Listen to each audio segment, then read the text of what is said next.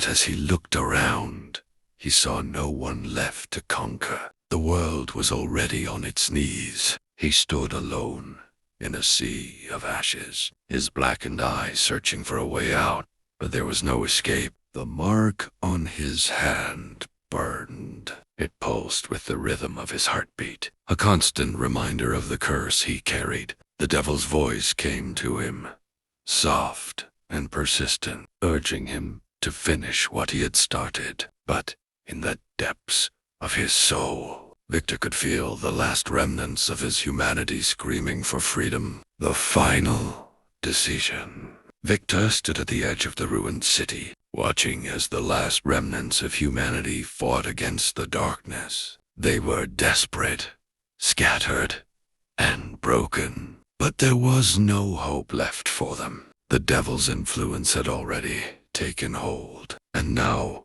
it was too late to turn back. He had reached the end of his path, the final crossroads, where there was no turning back. The devil was close, watching, waiting for Victor to make the final choice. But for the first time in what felt like forever, Victor wasn't sure anymore. He stood there, torn between the life he had known and the dark power that had consumed him. "Victor," the devil whispered, his voice slithering through the air. "You can't escape me. Yo, ure, mine. The world is mine." But Victor, with every ounce of his remaining will, took a step back. "No," he whispered, trembling. "This was never supposed to be." And with that he turned away from the devil's call.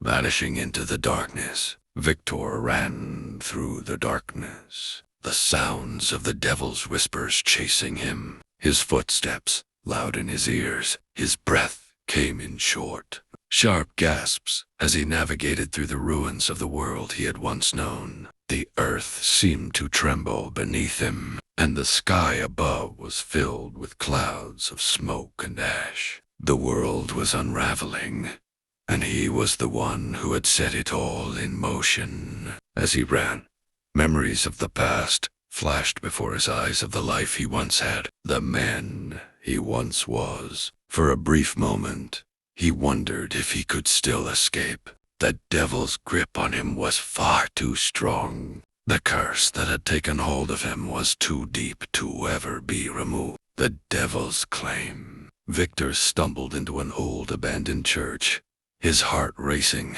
his legs trembling. The air inside was thick, and the walls seemed to pulse with the presence of something ancient and powerful. He could feel the devil's presence all around him, a weight in the air that pressed against his chest, making it hard to breathe. The walls seemed to close in, and the floor beneath him shifted as if it were alive. Suddenly, the door slammed shut behind him. He was trapped. The devil's voice echoed through the church, soft at first, but growing louder with each passing second. "You cannot escape me, Victor. You are mine, and I will never let you go." Victor dropped to his knees, his mind filled with terror. End.